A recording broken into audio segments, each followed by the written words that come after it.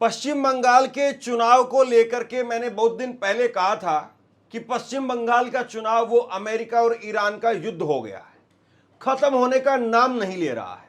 लेकिन मुझे नहीं पता था कि पश्चिम बंगाल से कुछ वैसी तस्वीरें भी निकल करके सामने आएंगी जो तस्वीरें अमेरिका ईरान युद्ध से निकल करके सामने आई।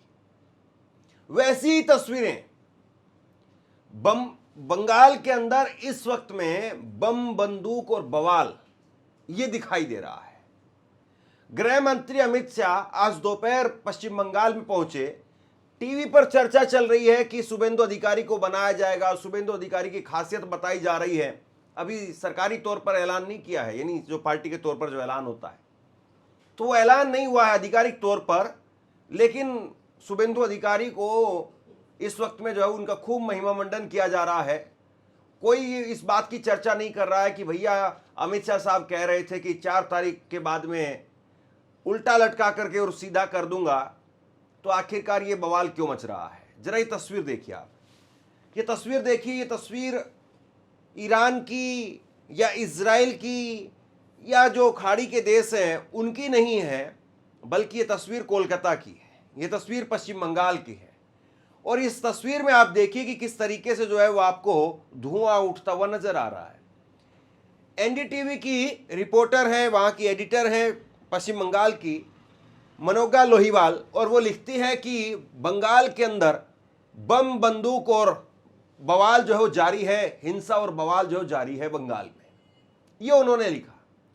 अब आप बताइए जरा, हालांकि अभी भी अगर आप टीवी पर जाएंगे तो उन्होंने ये लिख जरूर दिया है सोशल मीडिया के ऊपर, लेकिन टीवी पर इस बात का जिक्र नहीं है, टीवी पर इस बात की चर्चा नहीं है।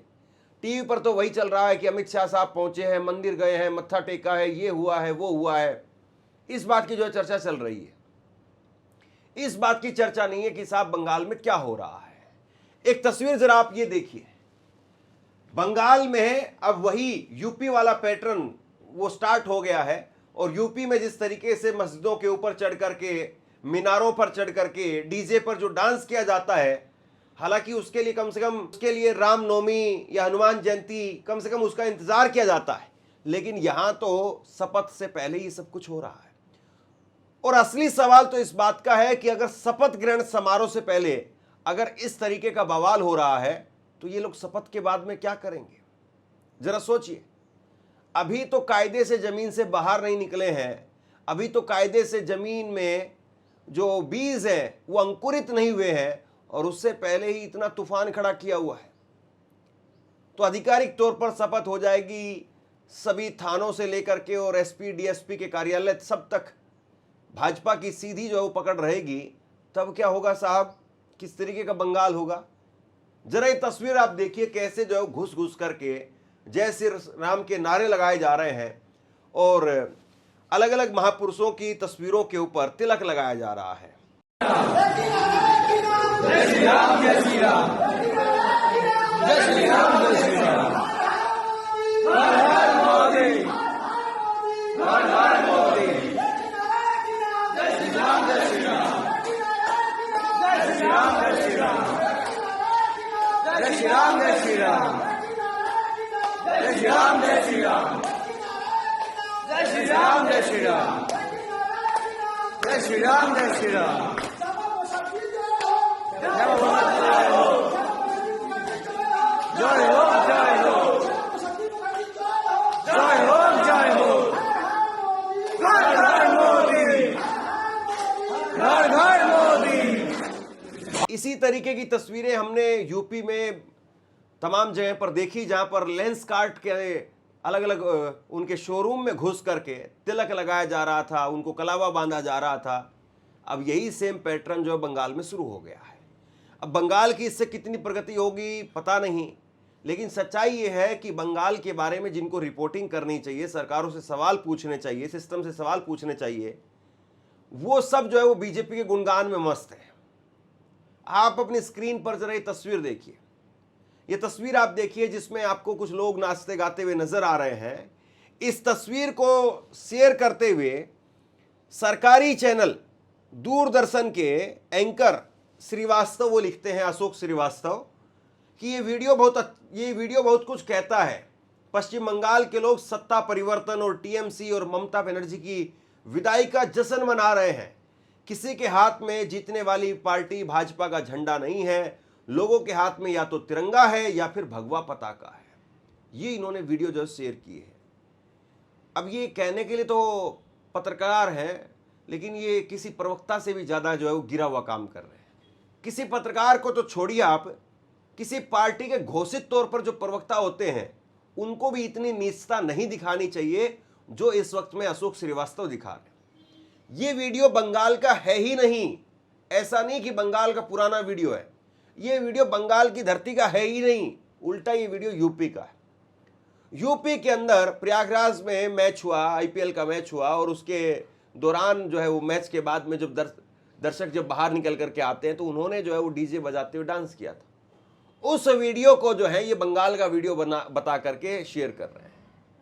और बड़ी मजेदार बात ये है, इतनी ढीठता अब इन लोगों के अंदर भर गई है कि लोग इनको गाली दे रहे हैं, बता रहे हैं कि भैया बीजेपी का चोला पहन लो खुल करके अगर यही काम करना है तो। लेकिन बताने के बावजूद कि ये वीडियो बंगाल का नहीं है, ये वीडियो पुराना वीडियो है, ये वीडियो यूपी का है, ये डिलीट नहीं कर रहे हैं क्योंकि इनको तो अपना वाहवाही चाहिए साहब। ये देखिए सरकारी तौर पर सुधीर चौधरी को जो है वो नंबर ज़्यादा मिल गए, इनको नंबर नहीं मिले तो शायद हो सकता है कि ये अपनी कोशिश कर रहे हो कि किसी तरीके से इनकी नौकरी बची रहे। इन सब लोगों के बारे में आप छोड़ दीजिए, जो होने वाली सरकार का भविष्य है उसके बारे में ज़रा बात करते हैं और बंगाल का भविष्य क्या रहेगा ज़रा इसको समझने की कोशिश करते हैं। दिलीप घोष जो कि बीजेपी बंगाल के अध्यक्ष रहे हैं, इस बार 30,000 वोटों से जीत करके आए हैं और निश्चित तौर पर मंत्री भी बनेंगे। मुख्यमंत्री तो खैर नहीं बन पाएंगे, कोई चांस नहीं है। इन्होंने बयान दिया, जरा देखिए आप। इन्होंने कहा कि बीजेपी की कोई जिम्मेदारी नहीं है, अल्पसंख्यकों का विकास करने की बीजेपी की कोई जिम्मेदारी नहीं है, वो हमें वोट भी नहीं देते हैं। हाँ, घर और सुविधाएं मिलेंगी, नरेंद्र मोदी ने पहले भी दिया है और अब आगे भी देंगे। इसके बाद में आगे वो कह रहे हैं कि अल्पसंख्यकों का विकास हुआ है और क्या अलग से विकास होगा, हम तो सबका साथ सबका विकास करते हैं। बीते वर्षों में अल्पसंख्यकों का ही विकास हुआ है, फिर भी वो अगर गरीब है, अशिक्षित है, क्रिमिनल है तो क्यों है। इनको जो है वो इतनी शिक्षा भी नहीं दी गई, ये दूसरों को अशिक्षित बता रहे हैं, ये अल्पसंख्यकों को अशिक्षित बता रहे हैं, क्रिमिनल बता रहे हैं, गरीब बता रहे हैं। लेकिन आप ये देखिए कि शिक्षा के मामले में कितने दरिद्र हैं। इनको इतना भी नहीं पता कि अल्पसंख्यकों के अंदर केवल मुसलमान नहीं आता है, अल्पसंख्यकों में ईसाई भी आते हैं, बौद्ध भी आते हैं, सिख भी आते हैं। तो अल्पसंख्यक का मतलब केवल मुसलमान नहीं है भाई साहब। और अल्पसंख्यक आपके हिसाब से अगर मुसलमान है तो फिर क्या ही कहा जाए। तो कुल मिलाकर के अब ऐसा ही कुछ भविष्य वो बंगाल का होने वाला है और बंगाल में इसी तरीके से विकास होगा जैसे बाकी जगह पर किया है, उसी तरीके का यहां पर होगा। याद करिए, जिस वक्त में पश्चिम बंगाल के अंदर खड़े होकर के नरेंद्र मोदी साहब 10 रुपए की झालमुड़ी खा रहे थे, उसी वक्त में उनके गृह राज्य में जहां पर 13 साल तक वो मुख्यमंत्री रहे, 12 साल से डबल इंजन की सरकार चल रही है, मजदूर वहां से भाग रहे थे और कह रहे थे कि भैया बता देना, अब नहीं आऊंगा वापस। भाग रहे थे वहां से। तो विकास के मामले में बंगाल और गुजरात अगर इनकी ही केवल तुलना कर ली जाए तो मुझे लगता है कि तस्वीर बहुत ज़्यादा हद तक साफ हो जाएगी।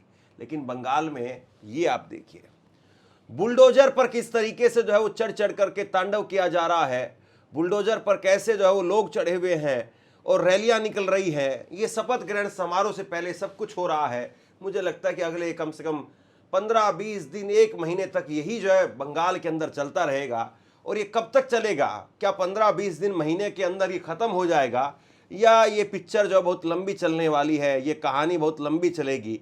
एक तस्वीर और देखिए आप, ये किस तरीके से जो है वो बंगाल में हनुमान जी को, राम जी को, करोड़ों लोगों के आराध्य को वो जेसीबी मशीन पर बैठा करके ऐसे जो है प्रचार किया जा रहा है जैसे क्या ही कहा जाए।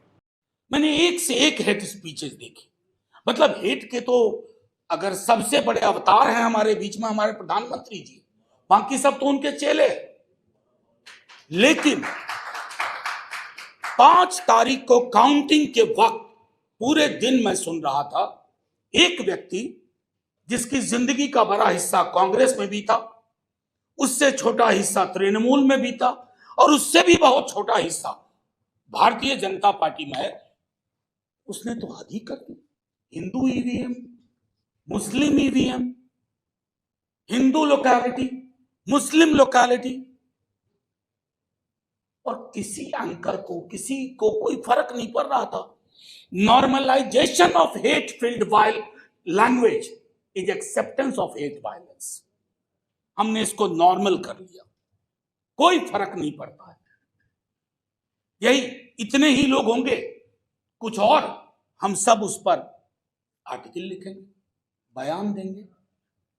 सच तो यह है कि घृणा हमारे समाज का हिस्सा बन गई है। अभी एजाज ने एक लेख लिखा था, पता नहीं आपने पढ़ा कि नहीं, आप लोगों से, फ्रंटलाइन में